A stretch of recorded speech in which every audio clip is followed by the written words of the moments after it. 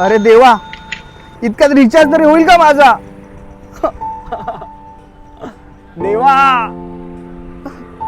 अरे माझा पगार काय फक्त विजिटर म्हणून येतो का माझ्या अकाउंट मध्ये? चल भाई काहीतरी खायला जाऊया. खायला? बाई अकाउंट मध्ये पैसे नाहीत माझ्या. अरे तू पैसे वापरतो की पैसे तुला स्वाईप करतात? अरे काय कळत नाही यार.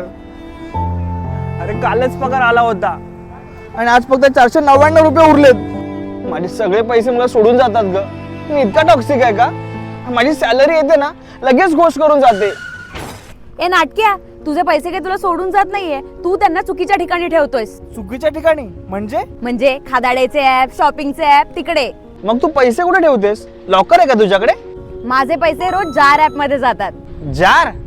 ती किचन मधली बरणी?